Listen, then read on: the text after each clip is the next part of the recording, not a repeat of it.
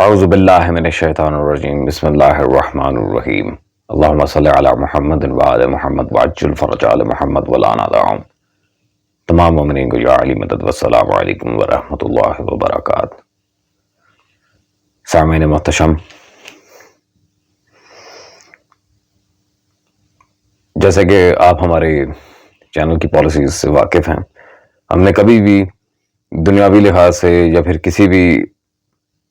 Personal matter میں دخل نہیں دیا، نہ کوئی ویڈیو بنائی ہے. لیکن یہ ویڈیو بنانے کا مقصد آپ کو تب پتہ چل جائے گا جب آپ طارق جمیل صاحب کا ویڈیو کلپ دیکھیں گے باقاعدہ، اور اس میں جو چیزیں ہیں وہ آپ پر خود بخود واضح ہو جائیں گی.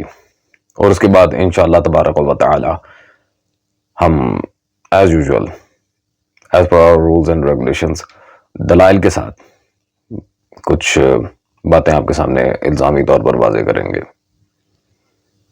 ایک زندہ لاش کی طرح پھر رہا ہوں، تھوڑی دیر کے لیے دل بہل جاتا ہے، پھر وہ آنکھوں کے سامنے آ جاتا ہے. اس موقع پر کچھ لوگوں نے بہت منفی کردار ادا کیا اور سوشل میڈیا پہ کیا کیا میرے ملک کے انسانیت ہی بھول گیا ہے. میرے بیٹے کی لاش میرے سامنے ہر وقت نظر آتی رہتی ہے، اور کوئی کہہ رہا ہے خواب جھوٹا بیان کیتا سوں، کوئی کہہ رہا ہے بیان کرنا والا کوئی جھوٹا ہے ہی، کوئی کہہ رہا ہے قرآن خوانی کیوں کیتی سوں، یہ تو حرام ہے، کوئی کہہ رہا ہے دعا کیوں کروائی سوں. سارا حلال حرام ایتھے ہی رہ گیا، اور صرف لائک لینے کے لیے جھوٹی خبریں، چند پیسے اکٹھے کرنے کے لیے. ارے وہ دل ہی تو ہے نہ سنگ و خشت، درد سے بھرنا آئے کیوں، اور تم مجھے اور رلا رہے ہو. شرم ہی نہیں آتی لوگ کم بختاں نوں 4 ٹکے یا سستی شہرت لین واسطے. جی سامعین محتشم، بلا شک آپ نے طارق جمیل صاحب کا ویڈیو دیکھ لیا ہوگا. دیکھیں، میں ایک بات کی وضاحت کر دوں کہ طارق جمیل صاحب کے حق میں کلپ بنانے کا قطعاً مقصد یہ نہیں ہے کہ میں ان کے عقائد کو برحق کہتا ہوں یا میں ان کا کوئی وکیل ہوں. میں الحمدللہ ایک شیعہ محقق طالب علم ہوں، اور طارق جمیل صاحب سے ہمارے فروعی نہیں بلکہ اصولی اختلافات ہیں، بنیادی اختلافات ہیں، عقیدے کے اختلافات ہیں. لیکن ہم مکتب کربلا کے پیروکار ہیں، ہم مکتب سلطان کربلا کے پیروکار ہیں صلوات اللہ علیہ. مولا حسین نے بہت سے دروس دیے اپنی حیات طیبہ میں، لیکن سب سے بڑھ کے درس دیا انسانیت کا درس. مسلکی اختلاف برحق ہے، اس میں کوئی دوسری رائے نہیں ہے، لیکن اس کا مطلب یہ نہیں ہے کہ ہم انسانیت کی حدود کو پارا پارا کر دیں. انتہائی بدبختی ہے، اخلاقیات نہ ہونے کے برابر ہیں یہ جو حرکتیں ان کے بیٹے کی ڈیتھ پر کی جا رہی ہیں. اور جیسا کہ طارق جمیل صاحب نے اپنی ویڈیو میں بھی وضاحت کی ہے کہ صرف لائکس، ویوز، کمنٹس کے لیے، کچھ پیسے کمانے کے لیے یہ سب چیزیں کی جا رہی ہیں. میں طارق جمیل صاحب کے حق میں یہ بیان صرف اور صرف ایک وجہ سے دے رہا ہوں، ورنہ میں طارق جمیل صاحب کا بھی بہت بڑا مخالف ہوں. ہماری اپنی ویڈیوز الحمدللہ طارق جمیل صاحب کے خلاف اپلوڈڈ ہیں.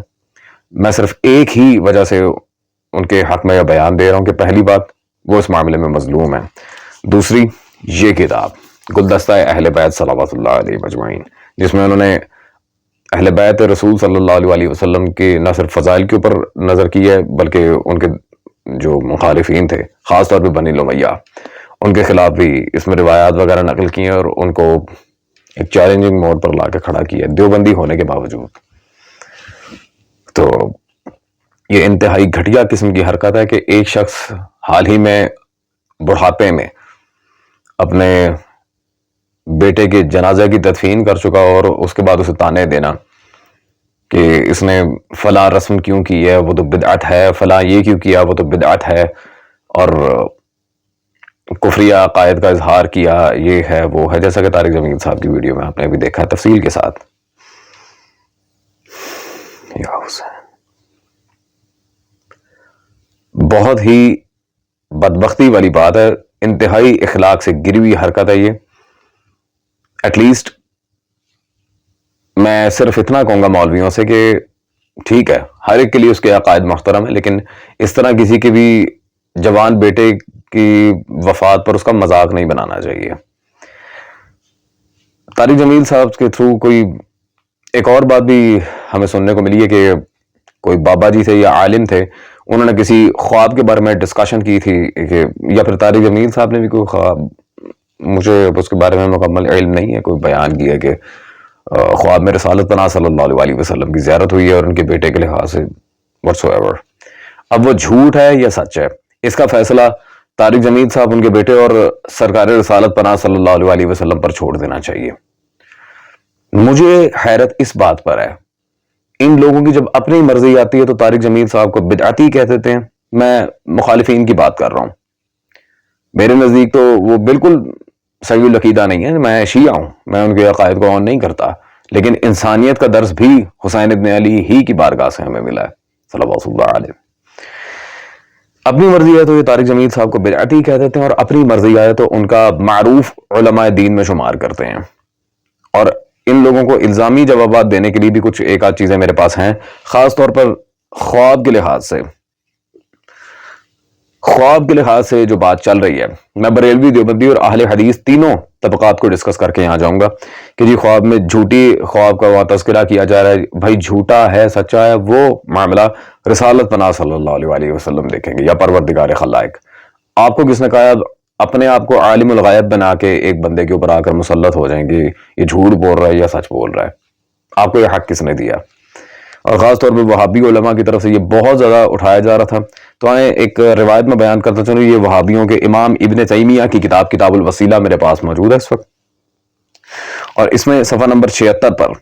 وہ بالکل واضح یہاں پر لکھتے ہیں کہ صحیح حدیث میں نبی اکرم صلی اللہ علیہ وسلم سے روایت ہے کہ آپ صلی اللہ علیہ وسلم نے فرمایا من رانی فی المنام فقد رانی، جس نے مجھے خواب میں دیکھا تو پس مجھے ہی دیکھا، حقیقتاً مجھے ہی دیکھا. اور اس کی سند بھی صحیح ہے، ابن تیمیہ نے جیسے کہ وہ تحقیم کی ہے اس کی، تو یہ بات بالکل واضح ہے. تو سامعین گرامی قدر، خاص طور پہ وہ طبقہ جو دیوبندیوں ہی سے علماء کو چنتے ہیں، اور وہ بھی ان میں سے بھی کچھ لوگ ہیں جو مجھے سننے میں آیا کہ کہہ رہے ہیں کہ جھوٹے خواب بیان کیے ہیں. وہ جھوٹ ہے سچ ہے یہ اللہ، رسول و اہل بیت صلوات اللہ علیہ مجمعین بہتر جانتے ہیں. لیکن اگر الزامی بات کی جائے تو آپ کے جو بزرگان نے کتابیں باقاعدہ درسی نصاب میں رکھی ہیں ان کے اندر کیا خواب ہے، ذرا اس پر بھی نظر کر لینا. یہ میرے پاس اس وقت سامعین گرامی قادر کتاب موجود ہے فضائل اعمال. فضائل اعمال میں صفحہ نمبر 358 فضائل قرآن کے باب میں یہاں پر ایک عجیب قسم کی حقائق انہوں نے یہاں نقل کی ہے کہ احمد بن حنبل کہتے ہیں کہ میں نے حق تعالی شانہ کی خواب میں زیارت کی تو پوچھا کہ سب سے بہتر چیز جس سے آپ کے دربار میں تقرب ہو کیا چیز ہے؟ ارشاد ہوا کہ احمد میرا کلام ہے. میں نے عرض کیا کہ سمجھ کر یا بلا سمجھے؟ لا حول ولا قوت الا باللہ. یہ اپنے ائمہ حدیث کی بھی یہاں گستاخی کر رہے ہیں. اور خیر آگے سنیں، ارشاد ہوا کہ سمجھ کر پڑھے یا بلا سمجھے دونوں طرح مجھ پہ تقرب. لا حول ولا قوت الا باللہ، استغفر اللہ ربی واتوب الیہ،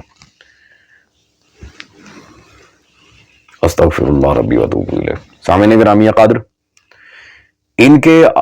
جو بزرگان کی کتابیں جو باقاعدہ یہ تبلیغی جماعت کے نصاب میں شامل ہے دیوبندیوں کے، وہاں پر انہیں ڈائریکٹلی اللہ کی زیارت ہو جاتی ہے خواب میں، جو رؤیت خدا کا ان حضرات کا عقیدہ ہے. وہاں پہ زیارت خداوند بھی ہو جاتی ہے. وہاں پر اللہ کے یہ کہتا ہے کہ قرآن سمجھ آئے نہ آئے بس پڑھتے جاؤ، رٹے ماری جاؤ. لا حول ولا قوت الا باللہ، استغفر اللہ ربی واتوب الیہ، استغفر اللہ.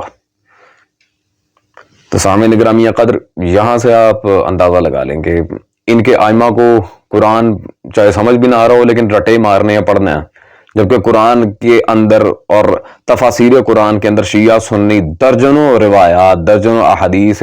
مصطفیٰ و آل مصطفیٰ صلی اللہ علیہ وسلم موجود ہیں کہ قرآن کے لحاظ سے تدبر کرو، قرآن کی آیات کے لحاظ سے سوجھ بوجھ پیدا کرو، اس کی تفسیر اہل ذکر سے پوچھو. یہ استغفراللہ، قرآن کی تکذیب میں ایک جھوٹا خواب، اس کو کہتے ہیں جھوٹا خواب، جو واضح قرآن کی اور حدیث کی مخالفت میں گھڑا گیا ہے۔ اور اس سے بڑھ کر جو گندا خواب ہے، اب صوفیہ کے لحاظ سے بھی ذرا بات کر لیں، اس کے بعد بریلوی مکتب کی طرف آتے ہیں اور انہیں ذرا آئینہ دکھاتے ہیں، اور بریلوی بھی ان حضرت کو بڑا مانتے ہیں۔ یہ حجویری صاحب کی کشف المحجوب میرے پاس موجود ہے، صفحہ نمبر 167۔ یا امام ابو حنیفہ کے لحاظ سے جب بات کی ہے تو وہ واضح لکھتے ہیں،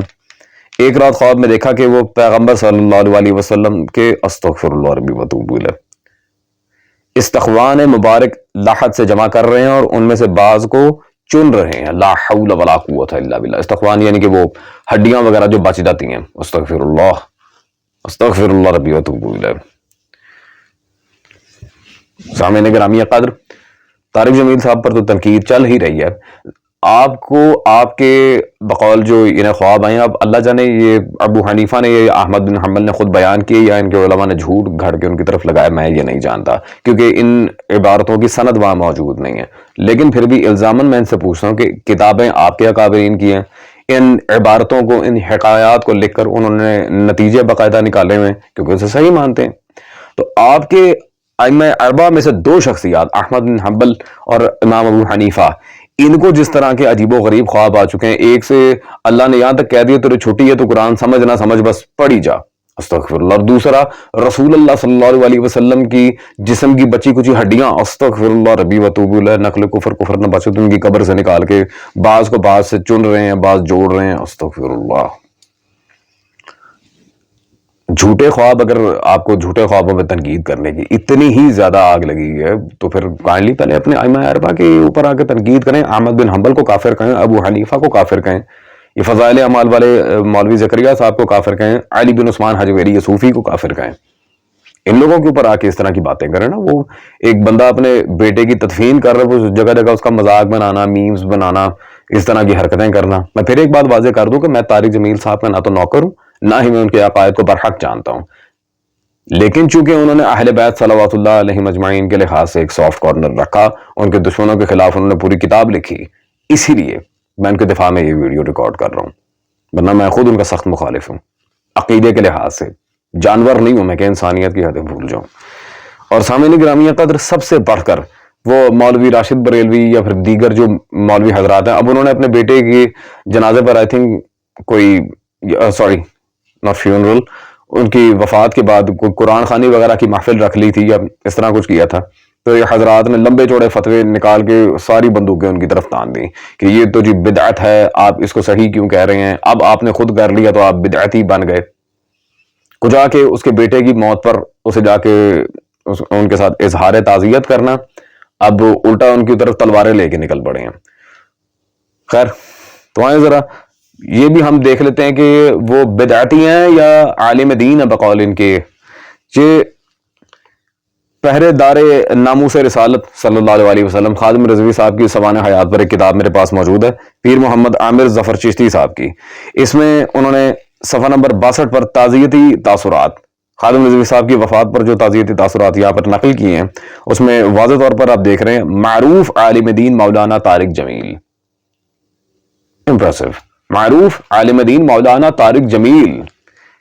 کتابوں میں، سامعین گرامی قدر، بریلوی حضرات اپنی کتابوں میں تو باقاعدہ طارق جمیل صاحب کی توثیق دیے بیٹھے ہیں۔ اب ایسا کیا ہوا کہ اپنے فائدے کے لیے جب ان کے